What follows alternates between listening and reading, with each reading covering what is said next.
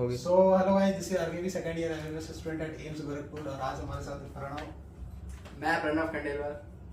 NEET 2022 में मेरी rank 1459 थी और मेरे सबसे ज़्यादा मार्क्स बायोलॉजी में आए थे 350 आउट ऑफ 360। आपकी रैंक कितनी थी? 1459। ये है हमारे रविचारण। हाय, मेरा नाम रविचारण है। मेरी नीट 2022 में 2942 रैंक आई थी और मेरे सबसे ज़्यादा मार्क्स फिजिक्स में थे, 180 आउट ऑफ 180। तो पहले हम लोग बायोलॉजी से शुरू करते हैं। क्या लास्ट मिनट रिवीजन प्लान था आपका? जो लास्ट का 15 दिन बचा हुआ है, तो किस हिसाब से आपने रिवीजन किया जिसकी वजह से आप यहाँ तक पहुँच पाए? देखिए, ये तो सबको पता ही है कि अब आखिरी के 15 दिन बचे हैं, तो अभी तक तो आप लोगों ने लगभग सारे टॉपिक्स कवर कर ही लिए होंगे। मेन तो ऐसे ही रहेगा बायोलॉजी में कि एनसीईआरटी पे फोकस करें, जो कि आपको सभी बोलते होंगे, सारे यूट्यूबर्स बोलते होंगे। तो एनसीईआरटी की है, प्लस आप अभी टेस्ट सीरीज लगा ही रहे होगे। तो टेस्ट सीरीज में आपके जो टॉपिक्स के क्वेश्चंस गलत हो रहे हैं, वो टॉपिक्स पे मैं कहूँगा कि आप एनसीईआरटी ज़्यादा फोकस करें। प्लस जो डेटाबेस क्वेश्चंस है, जैसे इकोलॉजी के क्वेश्चंस, जो उसमें डेटाबेस जो क्वेश्चंस है, वैल्यूज याद रखनी है, तो वो डेली थोड़ा टाइम दे के उसको रिवाइज करिए। बाकी तो मैं कहूँगा 11th 12th इक्वली दोनों एनसीईआरटीज 15 दिन में एक बार ओवरलुक कर लीजिए। बाकी तो पहले की आपकी जो मेहनत है वही काम आएगी। आपने फिजिक्स में बोला, तो क्या फिजिक्स टिप्स आपने अप्लाई किया था लास्ट दिनों में, जिससे कि आपका जो टेस्ट में मार्क्स है वो बढ़ा था? फिजिक्स में मैंने मेन फोकस अपना प्रैक्टिस पे रखा था। जितने ज़्यादा क्वेश्चंस आप कर सकते हो, डेली प्रैक्टिस कर सकते हो, जितने ज़्यादा क्वेश्चंस उतने ज़्यादा आपको प्रैक्टिस करना है, जिसकी वजह से आपके जो क्वेश्चन अटेम्प्ट करने की वो बढ़े। तो जितने ज़्यादा क्वेश्चंस अटेम्प्ट करोगे और जैसे जैसे आप अटेम्प्ट करोगे क्वेश्चन, जैसे जैसे आपके पेपर दोगे, आपके जो क्वेश्चंस गलत हो रहे हैं, आपको पता चल पाएगा कि आपके कौन से टॉपिक्स वीक है, आप कौन से क्वेश्चंस अटेम्प्ट नहीं कर पा रहे हो। तो आपको उन पे फिर मेहनत करनी है और फिर वापस मॉक पेपर देना है। मतलब लास्ट टाइम में जो टेस्ट हो रहा था उसके थ्रू हम लोग वीक टॉपिक फाइंड करेंगे और उसको स्ट्रॉन्ग करेंगे। जैसे जैसे मॉक देना है और जो वीक है उनके ऊपर काम करना है, उनको स्ट्रॉन्ग करना है, ताकि आपका कहीं पे भी जो कमजोरी ना बचे। केमिस्ट्री आपने कैसे लास्ट टाइम किया था? केमिस्ट्री तो देखिए 3 पार्ट होता है ना, फिजिकल, ऑर्गेनिक, इनऑर्गेनिक। पहले तो एक सेकंड में रूममेट को डिस्टर्ब कर रहा है हमें। हाँ, तो केमिस्ट्री की बात कर रहे हैं। तो केमिस्ट्री की मैं बात करूँ तो फिजिकल केमिस्ट्री तो आपको लास्ट मिनट पे तो सिर्फ फॉर्मूलाज रिवाइज करने हैं, क्वेश्चन प्रैक्टिस आपने की रखी होगी। ऑर्गेनिक केमिस्ट्री भी मैं कहूँगा कि जो बेसिक ट्रेंड्स वगैरह होता है वो देखिए आप, और एक्सेप्शंस वगैरह वगैरह आपकी जो नोट्स है बस वही रिवाइज करिए। मैं कहूँगा अभी एनसीईआरटी इतना पढ़ के कोई मतलब टाइम कमी है, तो फिर एनसीईआरटी तो मैं अभी नहीं सजेस्ट करूँगा। ऊपर से देख सकते हैं organic reaction, inorganic exception, inorganic chemistry के ट्रेंड्स, उसके एक्सेप्शंस, यही लास्ट मोमेंट पे मैं तो कहूँगा कि देखिए। फिजिकल केमिस्ट्री के लिए फॉर्मूलाज देखिए, और ऑर्गेनिक के लिए आपका जो भी जैसे वीक टॉपिक है, जो भी है, थोड़े थोड़े क्वेश्चंस लगे तो लगा लीजिए, जिससे आपका फ्लो बना रहा है एग्जाम में। बाकी तो टेस्ट सीरीज में जो क्वेश्चंस गलत हो रहे हैं ऑर्गेनिक, इनऑर्गेनिक, फिजिकल के इंडिविजुअली, वो सॉल्व करते रहिए। लास्ट टाइम में आप टेस्ट को कैसे एनालाइज करते थे? लास्ट टाइम में कई बार क्या होता है कि जैसे 1 महीना बचा होता है एग्जाम के लिए या 15 दिन बचे होते हैं, तो बच्चे क्या करते हैं कि फुल जो सिलेबस के पेपर है वो अटेम्प्ट करना स्टार्ट करते हैं। और फुल सिलेबस के मैंने भी अटेम्प्ट करना स्टार्ट किए थे 1 महीना पहले से। तो जैसे जैसे मैंने स्टार्ट किए थे तो मेरे मार्क्स कुछ इतने अच्छे नहीं आ रहे थे, तो मेरे को थोड़ा सा वैसे डिप्रेस टाइप हुआ था मैं। जैसे ही स्टार्ट किया था तो मेरे सबसे पहले 515 मार्क्स आए थे पहले फुल सिलेबस में, 515 ही आए थे। तो मतलब मैं डर गया था कि मतलब 1 महीना ही बचा और फुल सिलेबस में मेरे सिर्फ 515 ही आ रहे हैं, तो कैसे होगा।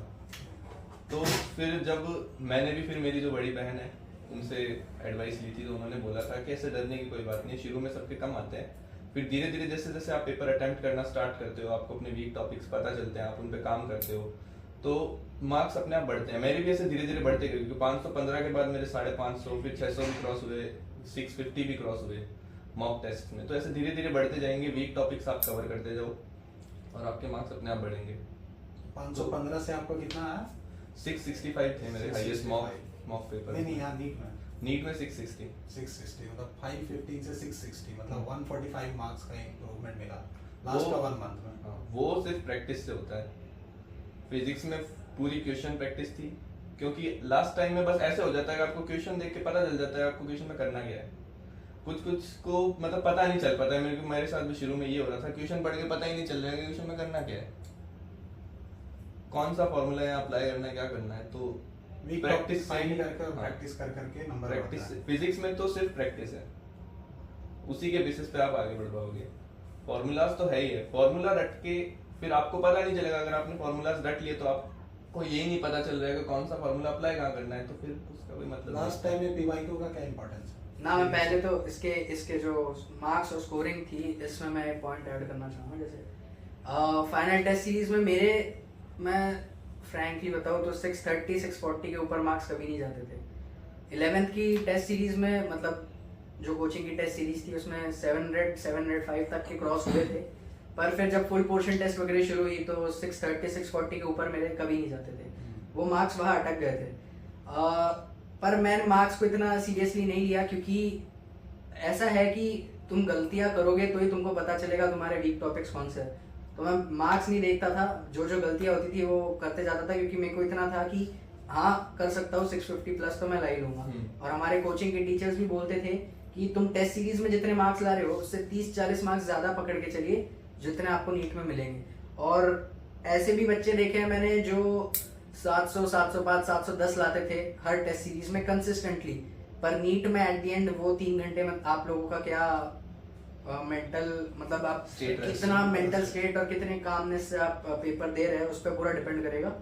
तो ये मार्क्स कोई मैटर नहीं करेगा। अगर मैं आपसे पूछूं कि आपके 4 टेस्ट पहले कितने मार्क्स आए थे तो वो आपको शायद अभी भी याद नहीं होगा।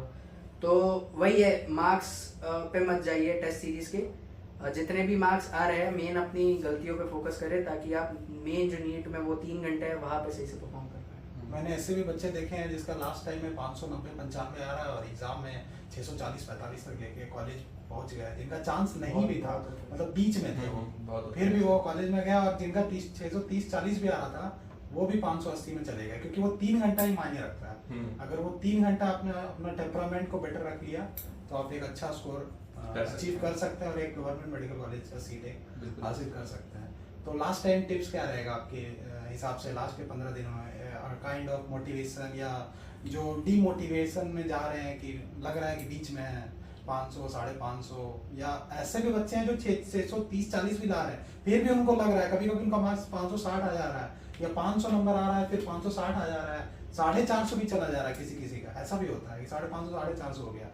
तो मतलब एक टाइप का जो नंबर फ्लक्चुएट कर रहा है, तो एक कहीं ना कहीं डाउट तो होता ही है मन में कि डीमोटिवेशन होता है, यार होगा नहीं होगा, इतने बच्चे आ रहे हैं कॉम्पिटिशन में, देख रहे हैं आप लोग कि हर साल बच्चे भी बढ़ रहे हैं। तो क्या किस टाइप का मतलब आपको क्या लगता है, कैसे मोटिवेट दिमाग को वो शांत कैसे रखे, मोटिवेट खुद को कैसे रखे? अगर लास्ट के टाइम में मैं यही बोलना चाहूंगा कि आपको बस ज्यादा पूरा तो आप पढ़ नहीं सकते, तो आपको सिर्फ वही टॉपिक्स पढ़ने हैं जो कि ज्यादा वेटेज रखते हैं। प्रीवियस ईयर से वो पता चल जाएगा, पीवाईक्यू से आपको पता चल जाएगा कि कौन से टॉपिक्स ज्यादा वेटेज रख रहे हैं, आप उनके ऊपर ध्यान दो, उनको बेटर करो अपने टॉपिक्स को।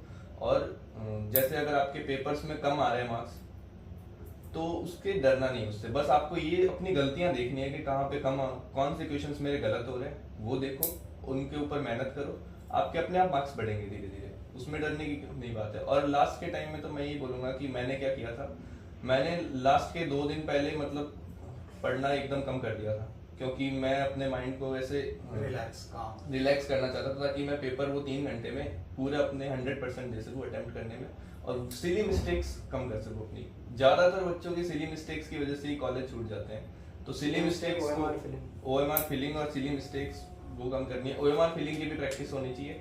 कई बार जो टेस्ट सीरीज देते हैं, अभी तो ऑनलाइन टेस्ट सीरीज हो गई है, तो उसमें OMR फिलिंग की प्रैक्टिस थोड़ी कम हो जाती है बच्चों की। OMR फिलिंग का बहुत वो इम्पोर्टेंस है। मैं प्रिंट करवा के लाया था OMR, मैंने भी किया उसकी फिर OMR फिलिंग के बाद जब प्रैक्टिस करनी होती है। लास्ट टाइम टिप्स जो कि आप कुछ भी बोलना चाहिए, 2 टिप्स लास्ट मोमेंट पे। तो वही है, आप लोगों ने जितनी पढ़ाई की होगी खुद को अंदर से पता होता है। देखिए फ्रैंकली कितने आपने मेहनत करी है, बस अपनी मेहनत पे विश्वास रखो कि भाई वो रंग लाएगी, चिंता मत करो। मेन यही है कि मैक्सिमम बच्चे वहाँ गड़बड़ कर जाते हैं कि वो बहुत मेहनत करेंगे, 2 साल 3 साल से लगे हैं, बहुत मेहनत करेंगे, लेकिन आखिरी दिन आखिरी हफ्ते में मतलब मेंटल स्टेट गड़बड़ा जाती है उनकी, टेंशन में आ जाते हैं, Stress. पैनिक कर जाते हैं। स्ट्रेस हो जाती है, तो एंजाइटी हो जाती है। वो तो नेगेटिवली इफेक्ट करेगा, क्योंकि पर्सनल एक्सपीरियंस मेरा यही है कि नीट से एक रात पहले मैंने भी बहुत स्ट्रेस ले लिया था, बहुत ज़्यादा स्ट्रेस ले लिया था।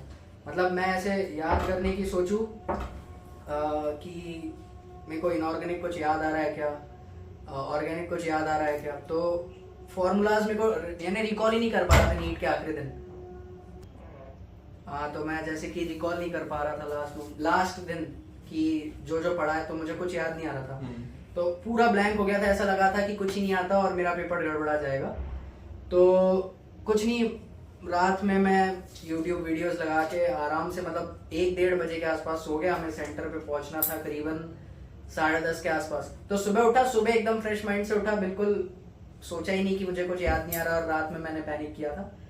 अपनी मेहनत पे विश्वास रखा जो 2 साल करी है, उस 1-2 दिन से जो पैनिक था उसको बिल्कुल निगलेक्ट किया, जो मेहनत करी उस पर फोकस किया, और एंड में जाके पेपर और रिजल्ट फिर आप लोगों के सामने। मतलब अगर आप साल भर मेहनत किए होंगे, वो जो महेंद्र सिंह धोनी हाँ। सर जो बोलते हैं कि अगर साल भर मेहनत किए प्रोसेस में तो भी एक दिन से फर्क नहीं पड़ेगा, साल भर मेहनत नहीं भी किए होगे तो भी एक दिन से फर्क नहीं पड़ेगा। बिल्कुल। That's all right. और लास्ट टाइम में कूल एंड काम रहना है, ज़्यादा से ज़्यादा रिवाइज कीजिए और गलतियों को मिनिमाइज कीजिए। सेम गलती बार बार रिपीट नहीं होना चाहिए। टेस्ट में ये चीज़ इंपॉर्टेंट है, एक बार जो चीज़ टेस्ट में गलत हो गया वो टॉपिक दोबारा अगले बार गलत नहीं होना चाहिए। अरे भगवान पे भरोसा रखो, सबसे बिल्कुल।